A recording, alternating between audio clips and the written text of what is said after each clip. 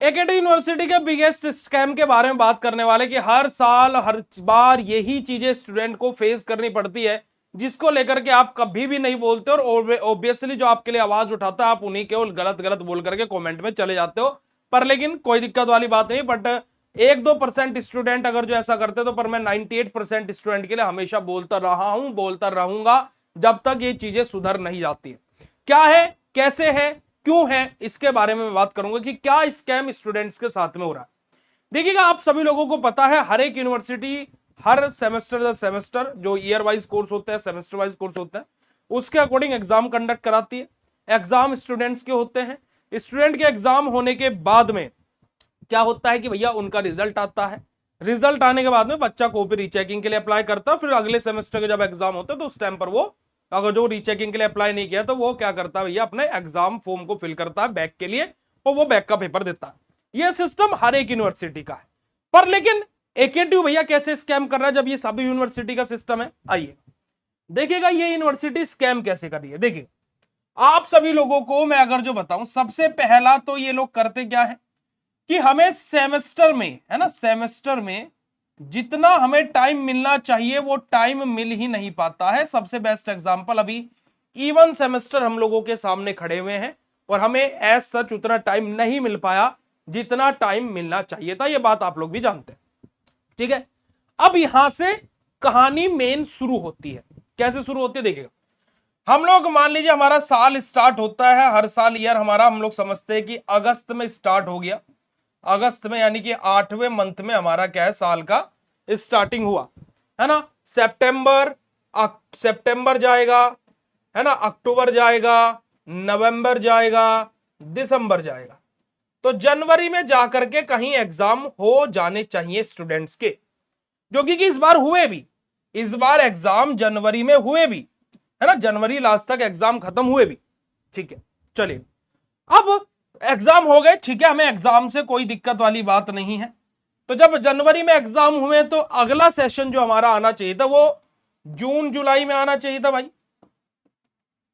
Yes और no, 6 महीने के बाद, 5 या 6 महीने बाद वो सेशन हमारा मई में आ गया, यानी कि 1.5 महीना हमारा कम से कम हुआ है, जो कि एक बहुत बड़ा टाइम पीरियड होता है। चलेगा जी, ये बात भी हमें एक्सेप्ट है, कोई दिक्कत वाली बात नहीं है। ये इतना बड़ा इशू मुझे भी नहीं लगता है, आपको भी नहीं लगना चाहिए। बट दिक्कत कहां से स्टार्ट होती है, जब ये सेमेस्टर खत्म होता है और इसका रिजल्ट आता है। और रिजल्ट आता है दो तरीके का। एक, कुछ स्टूडेंट ऐसे होते हैं जिनका रिजल्ट ही नहीं आता, और दूसरा, मैक्सिमम बच्चों का जिनका रिजल्ट आता है उनकी 1, 2, 3 या 4 नंबर से बैक यूनिवर्सिटी लगा देती। ऐसा अगर जो आपके साथ में भी हो तो इस वीडियो के कमेंट सेक्शन में कमेंट कर दीजिएगा और अपने स्टेटस पर इस वीडियो को शेयर कीजिएगा, जो जो बात मैं बता रहा हूं, अगर जो इनमें से एक भी बात आपके साथ हुई। ठीक है जी, ये एक बात हुई। चलिए, अब फिर उसके बाद में स्टूडेंट के दिमाग में यहां पर एक बहुत बड़ा प्रेशर है कि मेरा रिजल्ट क्यों नहीं आया। कॉलेज हाथ खड़े कर लेते, भैया हमें नहीं पता, यूनिवर्सिटी चले जाओ। हर बच्चा यूनिवर्सिटी जाना अफोर्ड नहीं कर सकता है। हर बच्चा यूनिवर्सिटी जाना अफोर्ड नहीं कर सकता। इसी वजह से मैंने एक मांग रखी थी यूनिवर्सिटी से, अपनी बहुत सारी वीडियोस में मैं बोल चुका हूं कि भाई अगर जो किसी भी बच्चे को कोई भी यूनिवर्सिटी के पोर्टल में फॉर्म फिल होने में, रिजल्ट आने में, XYZ कोई भी दिक्कत होती है तो यूनिवर्सिटी कॉलेज को स्ट्रिक्टली बोले कि भैया अगर जो बच्चे को कोई भी दिक्कत हुई है तो कॉलेज का बंदा यूनिवर्सिटी आना चाहिए, बच्चा नहीं आना चाहिए। क्योंकि कि कॉलेज वाले इतनी ज्यादा फीस किस चीज की ले रहे हैं? पढ़ाते वो ढंग में है नहीं, प्रैक्टिकल कराते वो है नहीं, फिर फीस किस बात की है ना। ये सबसे बड़ा प्रॉब्लम है। बच्चे को यूनिवर्सिटी जाना पड़ता है, धक्के खाने पड़ते हैं, जहां पर उसका कुछ पता नहीं कि वहां पर भी जाकर के प्रॉब्लम सोल्व होगी नहीं होगी। अभी करंट टाइम में भी ऐसे बहुत सारे बच्चे जिनका रिजल्ट आया ही नहीं। ठीक है, चलिए, अब उसके बाद में यहां पर ये बच्चों की बैक लगी, ये दूसरा प्रेशर दिमाग पे बन गया कि मेरी तो बैक लग गई 1, 2, 3 नंबर से। अब वो इंतजार करता है, बार बार बोलता है हमसे भी, और इंतजार करता है कॉपी रीचेकिंग के फॉर्म कब आएंगे। अब वो कॉपी रीचेकिंग के लिए अप्लाई करता है, अप्लाई करता है। मुझे एक बात बताइएगा, आप जैसे ही कॉपी रीचेकिंग के लिए अप्लाई करते हैं क्या तुरंत आपकी कॉपी खुल जाती है? नहीं। तो मैं एक बहुत ही सिंपल सा क्वेश्चन यहां पर भी और यहां पर भी यूनिवर्सिटी से पूछूंगा कि भाई अगर जो आपने पोर्टल पर कॉपीज अपलोड नहीं की थी तो रीचेकिंग के फॉर्म 10 दिन बाद दे देते, हमारा बच्चा तो इंतजार कर लेता। आपको हर एंगल से उसके दिमाग पर प्रेशर क्यों बनाना है? वो कॉपी रीचेकिंग के लिए अप्लाई करता है, पहली स्टेज के लिए 300 रुपए देता है, 300 रुपीज फिल कर दिए भाई। अब बच्चे को नहीं पता है कि 300 रुपए देते कॉपी नहीं खुलेगी। अब उसको लगता है कि भैया यूनिवर्सिटी ने तो भैया कॉपी नहीं दी, उसके दिमाग में अलग प्रेशर कि मेरी कॉपी क्यों नहीं हुई, पेमेंट कहीं अटक तो नहीं है, कुछ भी हो गया। ठीक है जी, तो सिंपल बात है। अब देखो जैसे बीएससी फार्मेसी का कोर्स है बेटा जी, है ना, कोर्स है। देखो मैं सिंपल से मैं इन बातों से क्यों कोरिलेट करता हूं, क्योंकि हमने ये चीज देखी हुई है। अब जैसे कोर्सेज है, अब जैसे प्रहार क्रैश कोर्स चल रहा है, अभी क्या है कि unit wise important question solve हो रहे हैं, हमने वादा किया कि महा इंपोर्टेंट क्वेश्चन भी पढ़ाएंगे। अब बच्चे क्या है कोर्स में ज्वाइन कर रहे हैं, अब मैंने बोला कि भाई महा इंपोर्टेंट क्वेश्चन भी पढ़ाऊंगा, तो बच्चों को महा इंपोर्टेंट क्वेश्चन के पीडीएफ तो मिल जा रहा है पर वीडियो सॉल्यूशन नहीं मिल रहा है, क्योंकि अभी वो पढ़ाए नहीं है, क्योंकि अभी वो 1 तारीख से स्टार्ट होंगे कोर्सेज के अंदर। तो बच्चा क्या बोलता है फिर सीधा कोर्स ज्वाइन करके कि भैया महा इंपोर्टेंट क्वेश्चन के वीडियो नहीं मिल रहे हैं, क्योंकि उसने मेनली तो महा इंपोर्टेंट क्वेश्चन देख करके ज्वाइन कर रहा है ना वो। फिर हम उनको बोलते हैं बेटा जी आपका ऐसे है, 1 तारीख से स्टार्ट होगा, बच्चा ठीक है, उसको सेटिस्फेक्शन हो गया, हाँ भैया ऐसा है।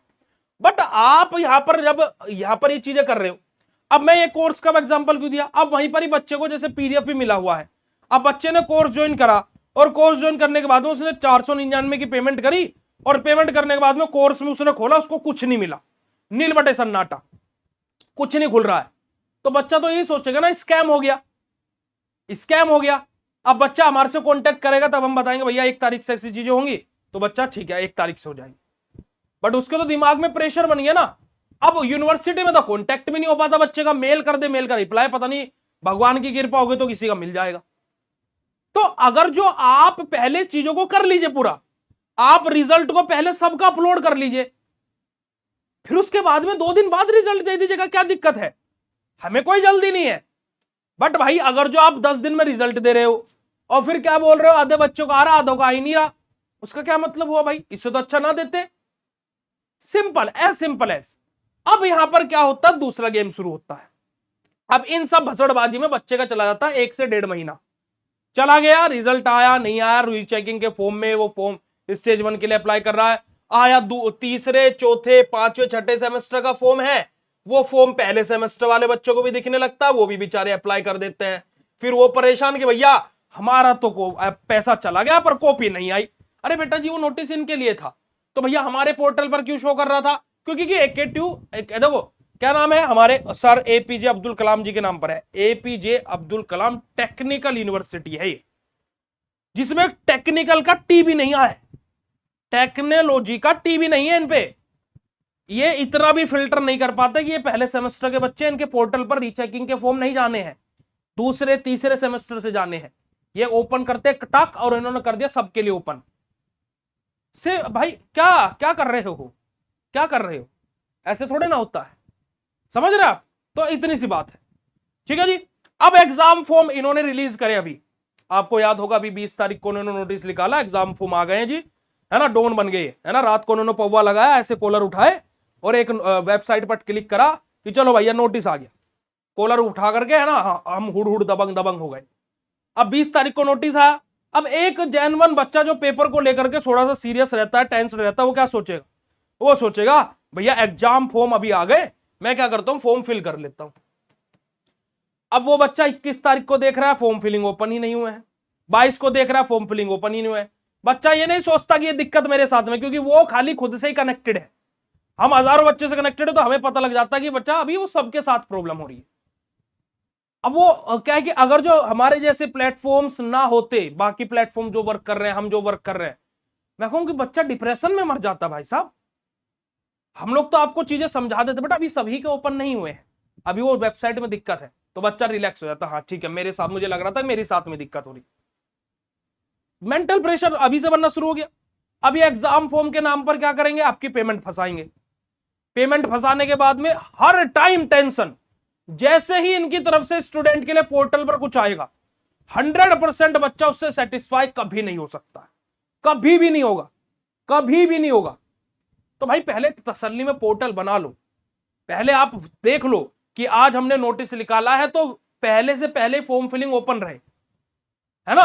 पहले से पहले फॉर्म फिलिंग ओपन रहेगी। 5 बजे आज हम नोटिस निकाल रहे तो 3 बजे से फॉर्म फिलिंग होगी, स्टार्ट कर दी भैया हमने। अब आप आज नोटिस निकाल रहे हो, 3 दिन बाद तुम्हारा पोर्टल ओपन हो रहा है, वो भी हो रहा है नहीं हो रहा है ना। बड़ी अजीब सी बात है। तो भैया ये बहुत बड़ा मतलब कि एक तरीके से हर पॉइंट पर ये चीजें चल रही है। अभी रीचेकिंग के कुछ बच्चों के रिजल्ट ओपन हो गए, कुछ के हो ही नहीं रहे। अब बच्चा रीचेकिंग के लिए अप्लाई किया था, अब उसके दिमाग में एक अलग टेंशन चल रही है, यार मैंने 2500 रुपए और प्लस 300-2800 रुपए एक सब्जेक्ट के लिए रीचेकिंग के लिए दिए, मैं उधर पास होऊंगा या फेल होऊंगा, या पास होंगे या फेल होंगी, तो मैं यार बैक के लिए अप्लाई करूं या ना करूं, क्योंकि रिफंड पॉलिसी हमारे पास नहीं है। AKTU ऐसा बोलता है, क्योंकि आया नहीं आया पता नहीं, किसी का बेचारे का आया होगा नहीं आया होगा कब। तो अब जिसने रीचेकिंग के लिए अप्लाई किया था वो बैक का फॉर्म भरे या ना भरे, उसके दिमाग में अलग प्रेशर। अब भाई इन सब प्रेशर के बीच में बच्चा करता है फिर पेपर की तैयारी, और वहां पर भी यूनिवर्सिटी क्या बोलती है, आजा बेटे बैक तो तेरी पक्की हम लगाएंगे। तो भाई ये गलत है, बिल्कुल गलत है। हम इस चीज का बिल्कुल सख्ती से विरोध करते हैं, बिल्कुल विरोध करते हैं। मेरी सबसे बड़ी जो डिमांड है वो 2 चीज को लेकर के इस प्रेजेंट टाइम पर यूनिवर्सिटी से। पहला, बच्चे को कोई भी इशू हो रहा हो, फॉर्म फिलिंग में, फीस पेमेंट में, या फिर रिजल्ट में, कुछ भी XYZ बच्चे को प्रॉब्लम हुई है, तो यूनिवर्सिटी को यह मेक श्योर करना चाहिए, एक सर्कुलर जारी करना चाहिए कि यूनिवर्सिटी में बच्चा नहीं आएगा, और college with in 10 to 15 days में उस बच्चे का प्रॉब्लम सोल्व करेगा। चाहे कॉलेज में बैठे बैठे हमसे मेल पर बात करो, फोन पर बात करो, या यूनिवर्सिटी आओ, हमें नहीं मतलब है। बच्चा यूनिवर्सिटी नहीं आएगा, बच्चा पढ़ने के लिए है, वो आपके कॉलेज में पढ़ रहा है, वो आपके कॉलेज में पढ़ रहा है, तो आपकी जिम्मेदारी है। और अगर जो कोई भी बच्चा यूनिवर्सिटी आया किसी भी कॉलेज का अपनी समस्या को लेकर के, और उसने आकर के बोला कि कॉलेज वालों ने हमारी समस्या नहीं सुनी है, तो अगली साल हम उस कॉलेज को अप्रूवल नहीं देंगे। As simple as. रूल्स अगर जो आएंगे तो सिस्टम अपने आप सुधरेगा, वरना कॉलेज वालों को बोलो कि भाई 5-5 हजार में कराओ बच्चों की बी फार्मा, क्योंकि बच्चा फिर भी परेशान तो खुद ही होना है, उसको यूनिवर्सिटी खुद ही आना है। क्यों ले रहे हो 60-70 हजार रुपए एक साल बच्चे के, क्यों? सिंपल। दूसरी मेरी डिमांड यूनिवर्सिटी से है कॉपी रीचेकिंग वाली। अगर जो बच्चे की कॉपी रीचेकिंग में 1 नंबर भी बढ़ता है तो उसका 100% पैसा रिफंड कीजिए। 20%, 30% से हमें मतलब नहीं है। आप अपने ऐसे टीचर को बिठाइए ना पहली बार की, जो उसने कॉपी चेक कर दी, मतलब पत्थर की लकीर, अब उसको कोई गलत काट ही नहीं सकता। फिर हम देखते हैं। आप कॉपी रीचेकिंग के नाम पर डबल ट्रिपल पैसा कमा ले रहे हो, और कोई कुछ बोले भी ना, और सोच रहे हो कि पास करके बच्चे को ही करके चले। अरे बद्दुआ दे करके, मतलब कि बच्चा तुम्हें इतनी बद्दुआ देता है, इतनी बद्दुआ देता है जिसकी कोई हद नहीं है। कोई भी बच्चा दुआ नहीं देता होगा, कोई बच्चा दुआ नहीं करता होगा तुम्हारे लिए, यह हकीकत बात है। बाकी भाई आप लोगों का क्या कहना है, आप लोग नीचे कमेंट सेक्शन में कमेंट करके जरूर बताइएगा। और उसी के साथ साथ मैंने आप लोगों को प्रहार क्रैश कोर्स के बारे में बताया, एग्जाम ओरिएंटेड, AKTU ओरिएंटेड, सब कुछ मैं इस कोर्स के अंदर बता रहा हूं, पढ़ा रहा हूं, कैसे कॉपी लिखनी है, कैसे क्या करना है, A to Z मैं आपको बता रहा हूं। तो फटाफट जाइए प्ले स्टोर से BSP फार्मेसी ऐप डाउनलोड करके प्रहार क्रैश कोर्स में ज्वाइन कर लीजिए। बाकी ये वीडियो कैसा लगा कमेंट सेक्शन में कमेंट करके जरूर बताइएगा। मिलते हैं ऐसे नेक्स्ट इंफॉर्मेटिव वीडियो में, तब तक के लिए बाय, शुक्रिया, नमस्कार, जय हिंद।